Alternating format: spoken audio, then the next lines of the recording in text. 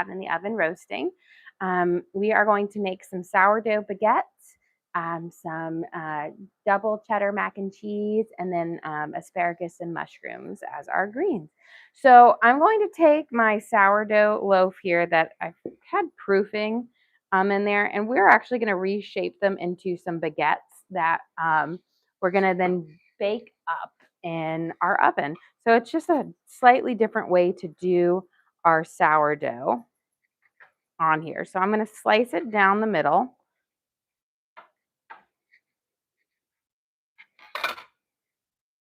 And we're going to kind of flip it out, give it a good stretch.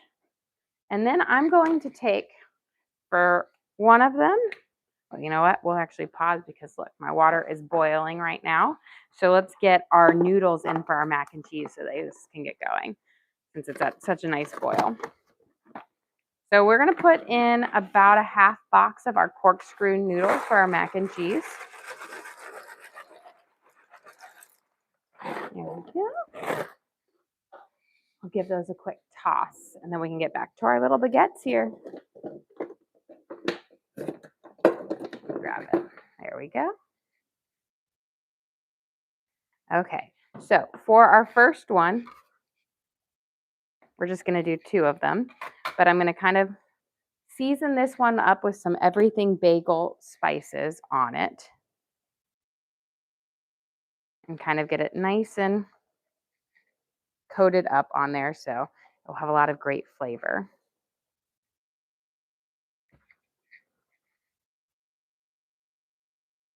And then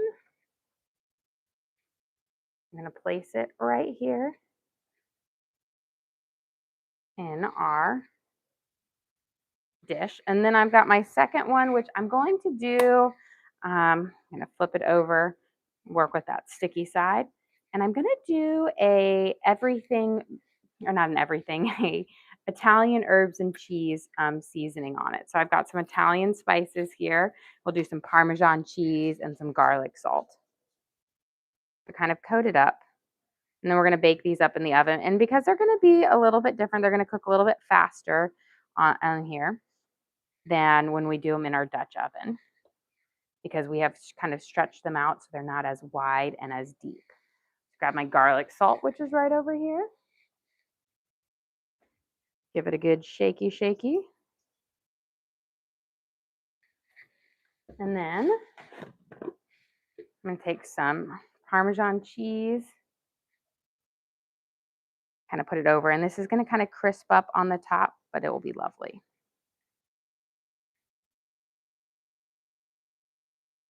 And then I'm going to transfer. I'm going to actually move this guy this way. I'm going to transfer him. There we go. Stretch him out just a little bit. See if we can get this one shaped up. And this is again our sourdough baguettes that we're going to do. We've got an Italian herbs and cheese version and an everything bagel version. And we're going to go bake these up in the oven. I have my oven set at 450 right now, which is what my chicken has been roasting in the Dutch oven at with the lid on. And so we're going to pop these in and we're going to take our lid off of our Dutch oven with our chicken as well. So let me grab that and we're going to pop these in here. We'll get everything going. So I'm going to slide this guy out real quick so we can take a peek. And I'm going to put this one in first. So we have it at 450, but I'm going to bring my temperature down a little bit when it bakes up here. So here is our chicken that we've had roasting in there with the lid on. I seasoned it with sage, thyme, rosemary, oregano, lemon juice, garlic salt, garlic, pepper, butter, rubbed its skin over with oil. And we're going to put it in now to crisp up that skin. I'm going to bring my temperature down to 425. So we're going to bake the bread and the chicken at 425 now. And then I'm going to set my timer for 25 minutes. We'll check on our little baguettes then at 25 minutes and see how they are cooking up. And let's start working on, we've got our mac and cheese boiling here. How long has chicken been on? The chicken has been on for already about 45 minutes at 450 with that lid on. So it just needs another, because this one was a smaller chicken than the last one, needs another 30 or so minutes for it to kind of cook up and get that nice crust on it.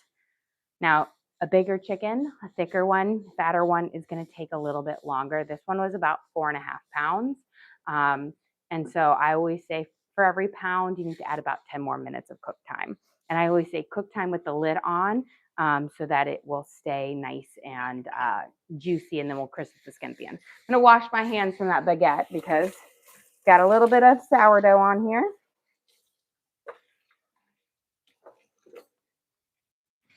And then as our noodles boil, once they get soft, we'll actually start working on our mac and cheese.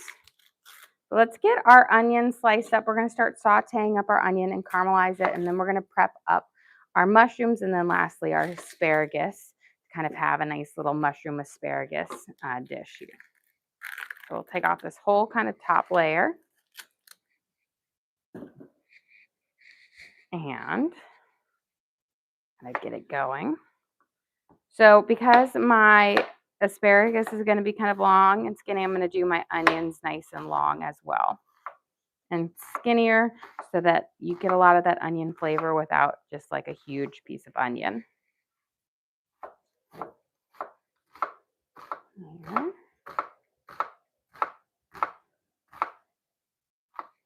And we're going to get this starting to cook up in our olive oil and kind of saute it off, get a little of that caramelization going on it. But I don't want to go too far with the caramelization, but more of a good saute in that beginning, and then we'll get our mushrooms in and then our asparagus.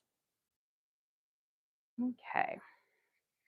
So I'm going to start my pan off at about a 6, and then we'll turn it down as it gets warmed up. Let's get our onions in here.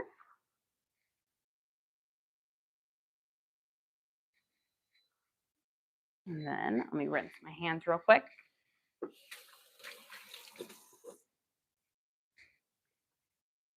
And I'm going to grab tongs, and we're just going to toss our onions in the olive oil, kind of coat them up. And then we're going to prep up our mushrooms and our asparagus. So we've got that. So with our chicken that we have in the oven, it's one of those meals that the chicken takes a long time. So I always do it a little bit before. But the trick is so I take a whole stick of butter, and then I mix in about a tablespoon or so of garlic, and then lots of herbs. So about a teaspoon of rosemary, dried rosemary.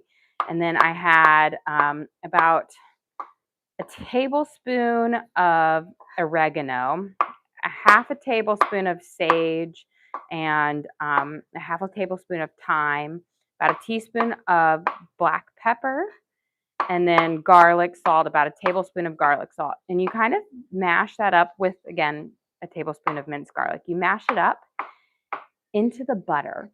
And then when we're going to season up the chicken, I don't put it on top of the chicken. What I do is I put my hand underneath the skin and I separate the skin away from the chicken. And that's where I put all of my seasoned butter. And then I also rub it into the cavity of the chicken.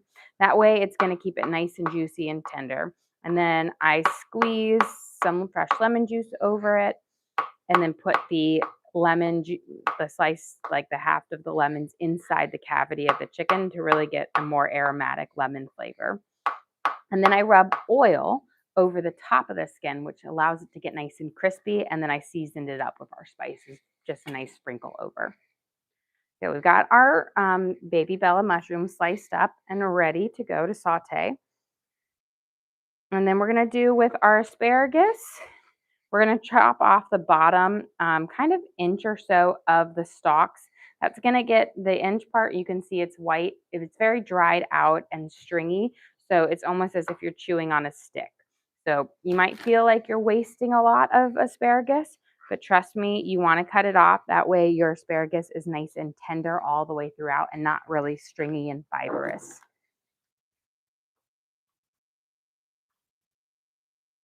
So we'll get these guys off. and prepped and ready. And then we've got some cheese that we need to grate for our mac and cheese.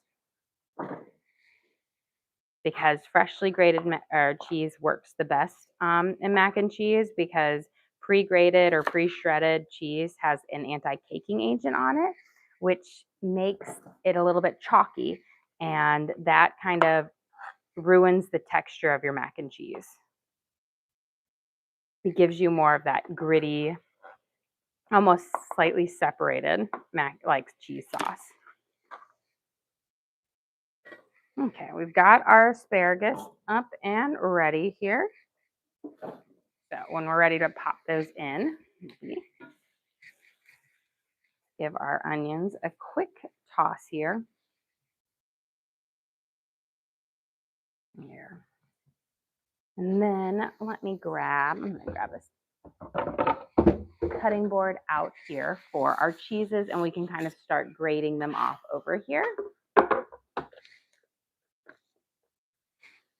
So I have two types of cheeses that we're going to be using. I've got a farmhouse cheddar and extra sharp cheddar. So a nice cheesy cheddar mash on it. They're both white cheddars, but you can tell this one, a farmhouse, it's aged a lot longer because it's a lot more firm. The less aged your cheese is in regards to cheddar, the softer it's going to be. A question, what brand of skillet do you prefer? So it really depends what I'm cooking. But for the non-stick skillets, I really love the Hexclad. So this is a 12-inch Hexclad, and I have it in 10-inch and 8-inch as well. And for non-stick, I really love it. I haven't scratched it or ruined them. I've had them for a little over 2 years now. So they've held up really well to my less than gentle hands in the kitchen. Love that. Now, for an all metal one, I have All Clad, and I've had my All Clad for almost 17 years now. And I love those as well, but they're not as on stick. So they cook, the heat goes through a little bit faster on those. And, they're not as good for like eggs or things that you want a non-stick surface for. So those are my two kind of favorite, my tried and true. I've had them for a while and they've worked really, really well on there. I actually have both of those in my Amazon storefront because they are the ones, if I have a product that I love, I just add it into my storefront because I know lots of people ask about them. So they can always check them out there. We're going to grate up our cheeses here for our mac and cheese. Again, this is two types of cheddar. You can go crazy and go more. Gouda is a great cheese as well for mac and cheese. I feel like any cheese is great for mac and cheese as long as you like that cheese. But you want, for a creamier mac and cheese, you want to go with the softer cheeses versus like the more firm ones because they just melt a little bit better. There. Check that out.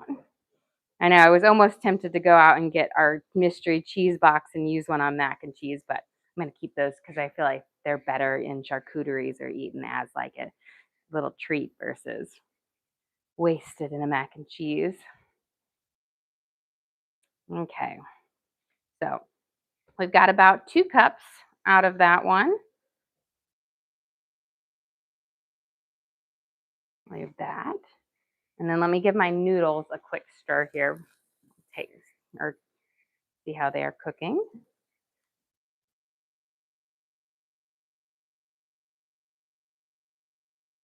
And the nice thing is I just decided to cook them in my Dutch oven. That way it can just be a one-pot dish for my mac and cheese, because then I'm going to strain them out and use my Dutch oven for making the base of my mac and cheese.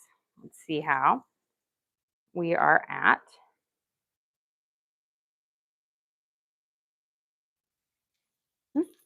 Just about there. So I'm cooking with cook your mac and cheese to about an al dente. You don't want to overcook it because, again, you're going to toss it in your cheese sauce and you're going to bake it a little bit. So you don't want it to be overcooked or you're going to have more of a mushy mac. Okay. Let me turn this guy off. And since that is hot, let me grab my little We can do it. Let's see if nice and strong. There we go. A little bit heavier because it's a Dutch oven.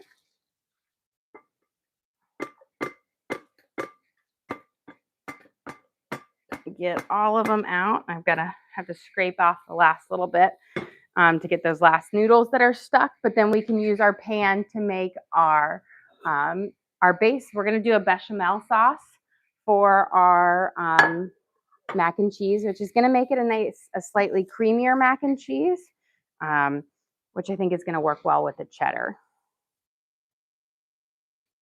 So let's get last of these noodles out. There we go. So we have that right there. And then before we get our bechamel going, let me toss my onions. We're going to do about 4 tablespoons of butter for our mac and cheese. You can go more if you want to, but this is a small batch, so I don't need more than that. We'll let that start to melt in our pan. Before I add my mushrooms in, I'm going to put in my garlic and toast that up. I'm going to bring my temperature down to about a 5.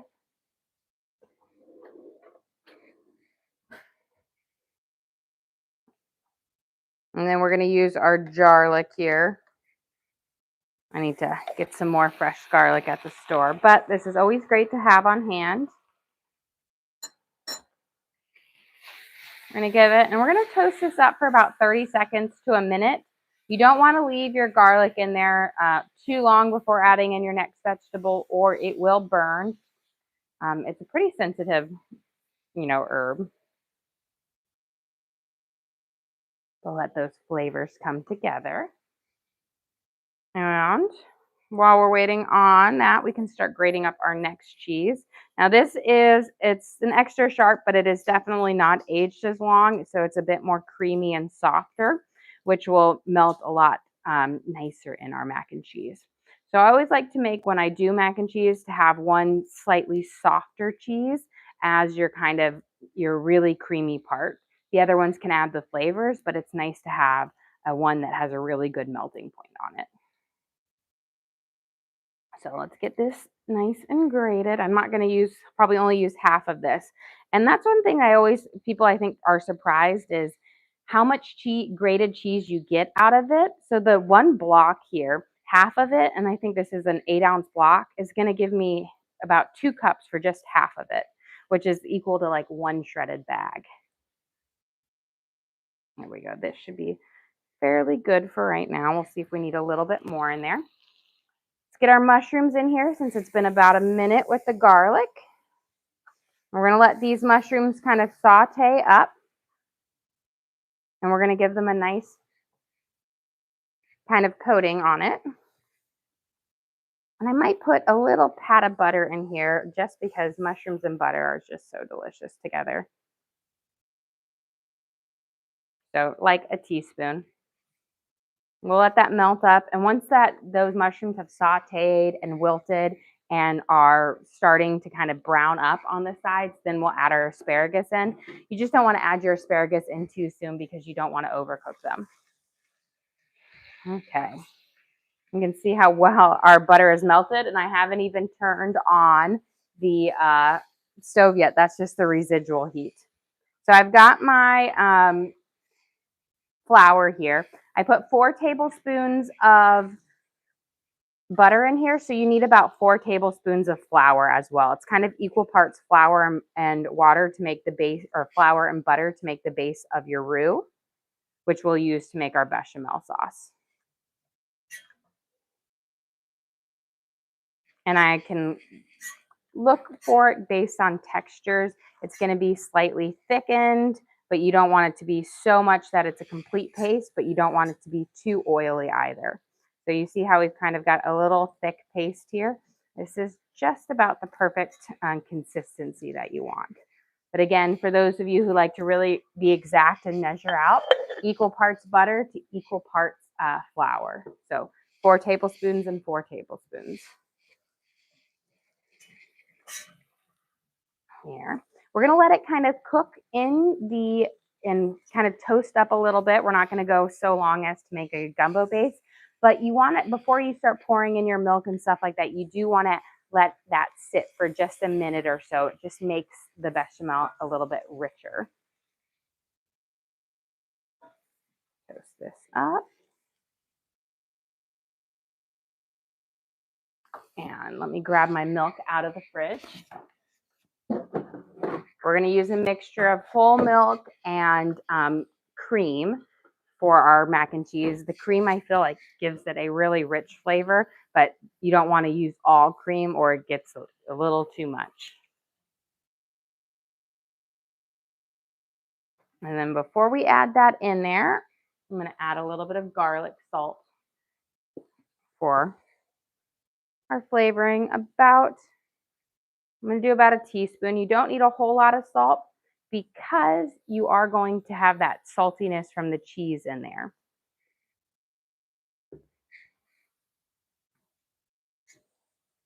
There we go. Okay. Now I'm going to add in, and we're going to use about 3 to 3.5 cups of milk to like a half a cup of cream. We're going to go little by little. You don't want to just drench it all in there with it, or it's just going to not come together well. You want that base to heat up nice and slowly for it.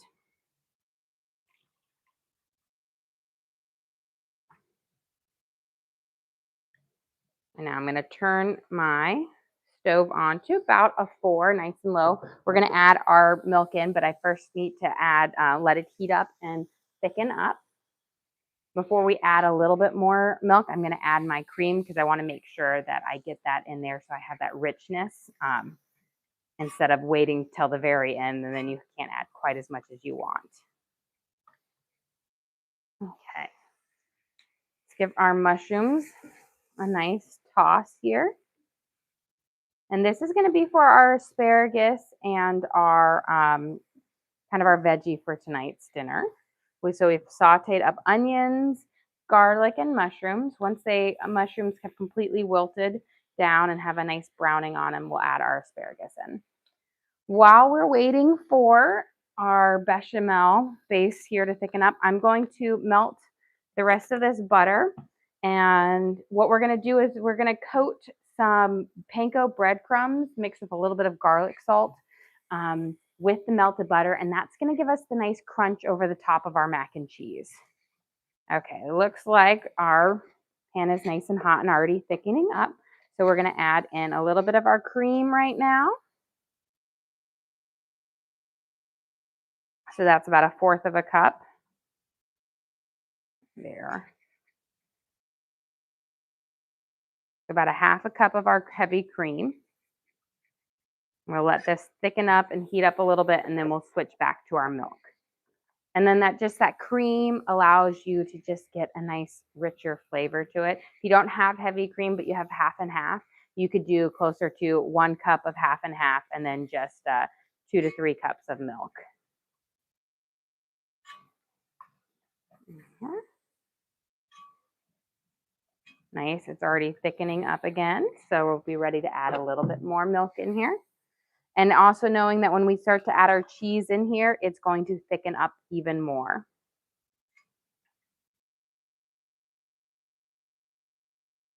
I think we're good now. And then giving it just a nice little stir. We'll let it thicken up just a little bit.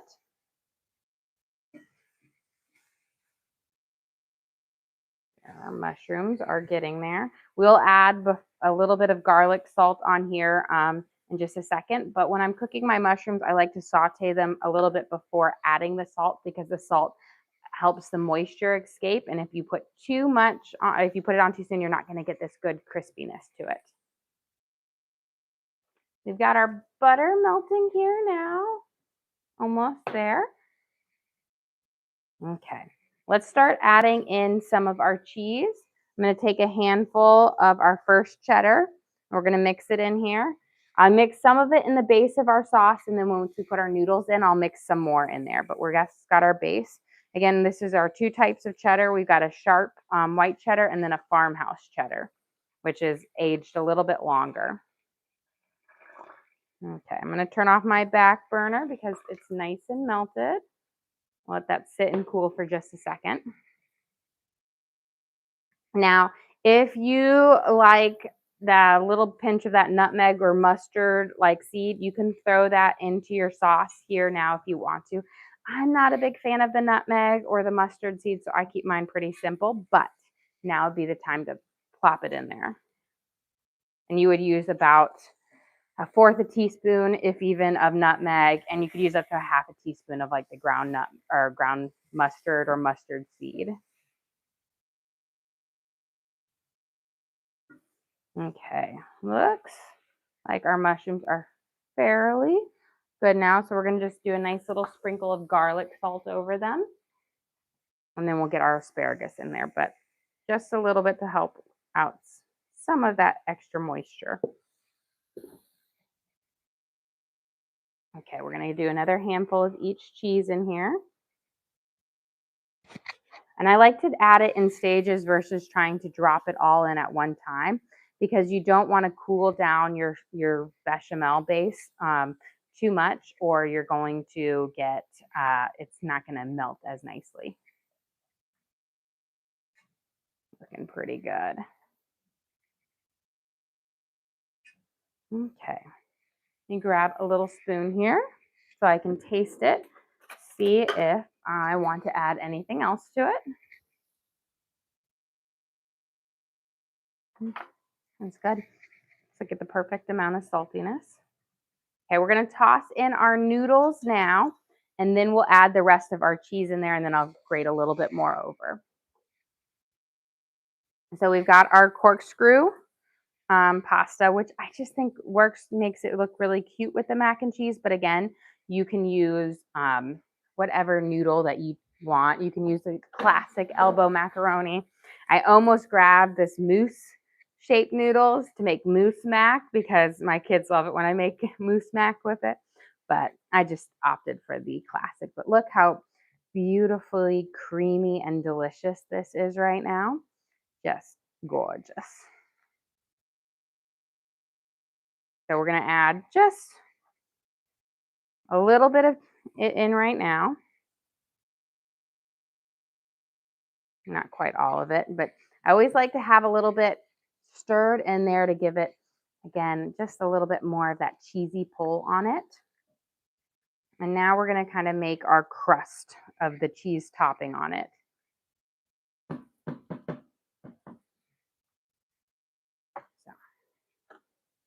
sprinkle this over. You don't have to go super thick on here because a little bit of cheese will go a long way, especially since you already have a lot of cheese in the base. But we're going to grate some over. So this is our farmhouse. And then before we move on to the next one, I'm going to toss our mushrooms real quick because they're beautiful. So this is what I'm talking about. That perfect little sear on your mushroom. Adds so much flavor. And now we are ready to add our asparagus in here. Beautiful. Okay. So I've got our asparagus. We're going to kind of just toss them in here with our mushrooms, kind of coat them up, and then gets a little bit tricky here, but I want to make sure I get some of this mushroom and onion mix on top of the asparagus so that gets a little bit more direct heat down there without hopefully losing too much overboard. Okay, beautiful. We'll let that simmer there. Let's do some of our extra sharp cheddar over the top here.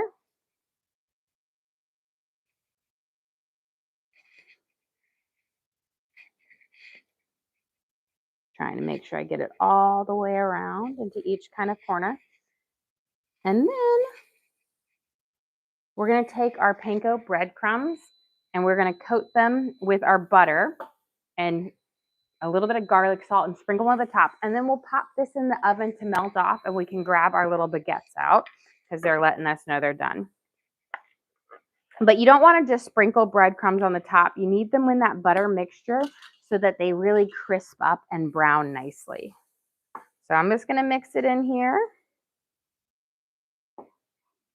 Use my, and then we'll just coat them up until they're nice and, I will say, like, look a little bit wet and kind of sticking together.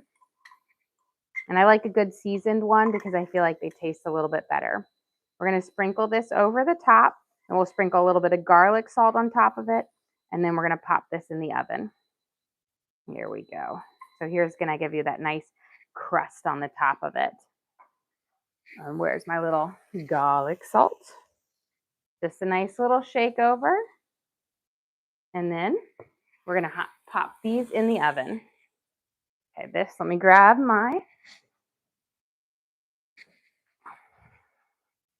things. And the nice thing about this is your mac and cheese doesn't need a whole lot of baking. It's just to give that nice boil on top.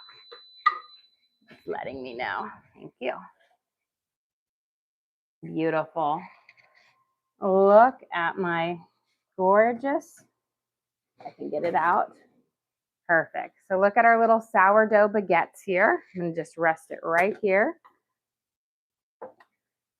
We'll pop this guy in, and we can take a quick peek at our chicken as well while we're over here. You can see it's roasting up. We've got a beautiful skin on it. Just a few more minutes on that, which is perfect because we're coming to the end. Slide these guys right over here. Question, do you post your recipes? So we post the link on our page to our lives on there, so everybody can always re-watch our videos and then recreate our meals from them. I do send out recipe cards a couple times a month for our members, and I kind of pick some of our favorite recipes to make a recipe card for them. But I always have the lives available for everybody. Okay, let me slide this over here. And we're going to get a nice cutting board out for our bread. We'll bake these up nicely. This is my newest cutting board that I got, of course, when I was at IKEA in Atlanta. And it's just so pretty. I always love wood cutting boards. The only problem with wood cutting boards is their maintenance. They require a lot of maintenance. Look at our beautiful, kind of shaped up nicely here. And this was just dividing a sourdough loaf in half and then rolling it in some spices. So we've got an Italian herbs and cheese here. So Parmesan on the top, Italian spices, garlic salt. And this is an everything bagel loaf. But you can also do like pumpkin seeds. You can do like a little grain mixture to give you that seeded one. All sorts of things. Make it delicious. Okay, let's get this out of the way since it's nice and hot. Let's get our asparagus tossed here. We're going to kind of coat them up. As you can see, these bottom ones that are there, they're this nice vibrant green. That's telling you that they're ready there. So once all of them are nice and really bright, that means they're going to be tender and soft, but still have that nice firmness to them, so not mushy. And that's what I always say with the green vegetables like broccoli, green beans, asparagus, Brussels sprouts. It's when they get to that really bright, vibrant green, that's when they're ready. You don't want to wait too long and cook them afterwards where they have like a greenish brown to them, because when you get there, that's when they're going to be mushy and overdone. And in the beginning, like this one, it's pale. That means it's fresh and it's underdone. So we want to get to that color. That's nice, bright, vibrant green. That's when you know it's ready. And what I'm going to do to speed that process up, since we're almost done, I'm going to pop my lid on here. Of course, it's got to sit here beautifully. And then we're going to get ready to take our chicken out since it's been baking for a good amount. and let it rest for a second, and we'll check on our thing. But I want to make sure when I bring it over here, I'm ready for it. Okay, we'll have those for our mac and cheese in just a second. And there, I could have actually split those up and made 3 smaller loaves, but they popped up excellent. I'm excited for them. Okay, let's go grab our chicken out of the oven.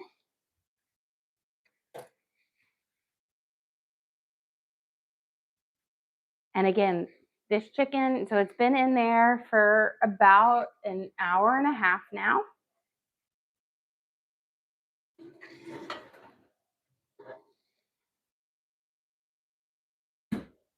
And then, now you don't want to just take it out and cut it up right away when you get it. You'll take it out of the oven. We're going to let it sit for just a few minutes on here. But on the top of it, we're going to go over it one more time because I didn't make this on screen. So I first took a stick of butter and I mashed it with garlic, thyme, sage, rosemary, black pepper, garlic salt, and minced garlic. And then I took my hand underneath the skin here so you can kind of see, and I spread that butter all the way around, like you can see underneath the chicken thighs and whatnot. I spread the butter underneath all of the thighs to give that flavor in it. In the belly of the chicken, I have a lemon cut in half in there so that it gives this nice aromatic citrus flavor to it. And then I rubbed oil over the top of it and sprinkled with herbs. Here are our asparagus and our mushrooms that we've sauteed up our onions and mushrooms first. And then we tossed in our asparagus after they kind of caramelized. But look how vibrant the asparagus is now. So it's essentially ready here. We're going to give it a little sprinkle of garlic salt. And then we can go grab our mac and cheese out, since it should have a nice, good kind of golden crust on it. But we'll let it bubble for one more second because we're going to get our chicken out of our dish.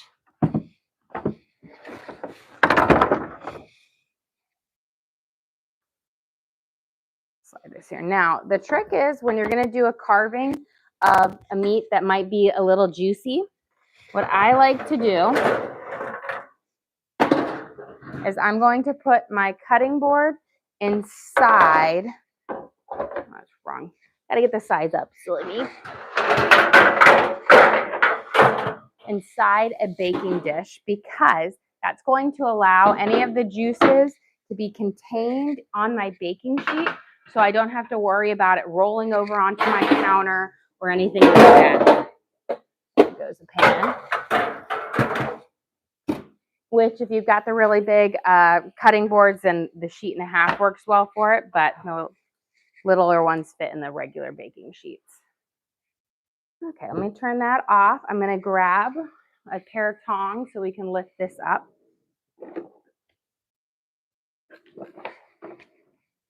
I find going in here,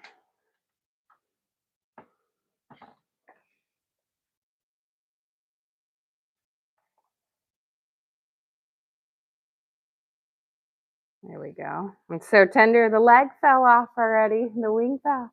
There we go. I also put about a cup of chicken broth at the bottom of our Dutch oven. That keeps it nice and flavorful. It's so tender, it's already falling apart.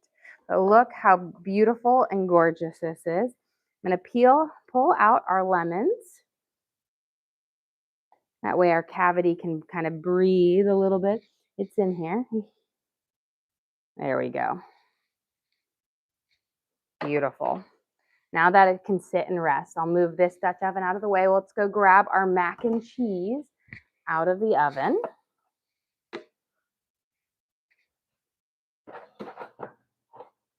So that top should be nice and soft and bubbly.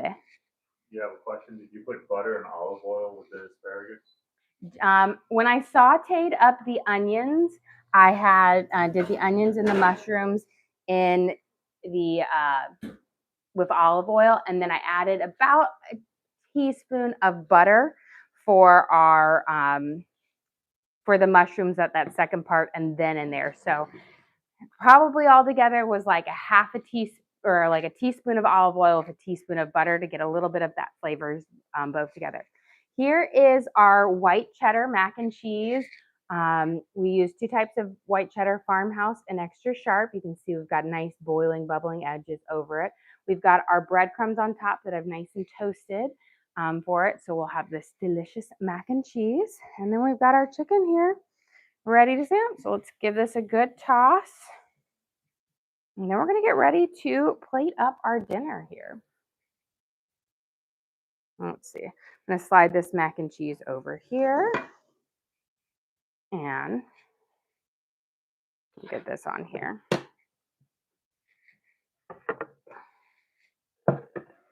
And we'll get our knife to kind of cut up a slice of our bread. So much to plate, so delicious. Okay.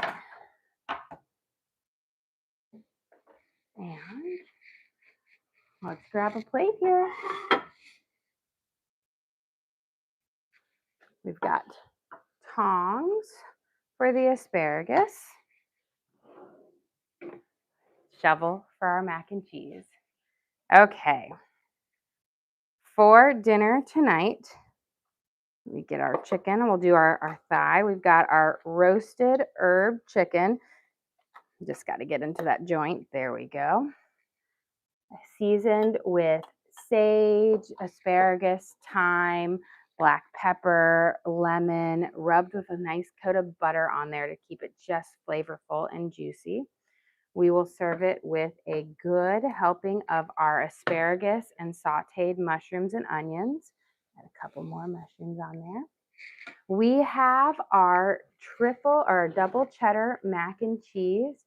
And look how just ooey gooey and creamy this mac and cheese is. Nice dollop of it. We made a lovely roux and added in farmhouse cheddar and extra sharp cheddar on there to make it just lovely and delicious. And then we have our gorgeous everything bagel baguette. And we'll get a little piece of our Italian herbs and cheese, again, sourdough baguette that we will have with our dinner tonight. So we'll have a little flavor of both, but just a delicious and pretty easy meal to prep up here. Well, guys, thank you so much for joining us here. Don't forget to like and subscribe. I try to do live cooking shows every single day, kind of show you what we're making for our family and hopefully teach you guys something along the way. Again, we do upload all of our videos to the link on our page. So if you ever want to recreate any of these recipes at home, you have to just go to our link, search for what we made. So we've got our roasted chicken, mac and cheese, and sourdough baguettes. And you can watch and cook along with me again. We also have a link to our Amazon storefront that has all of our different cooking gear and gadgets. I've got my cutting boards, my HexClad plans, my knives, all the different things I use in the kitchen I have in there for you guys to check out. But again, thank you so much for joining us here. Don't forget to like and subscribe.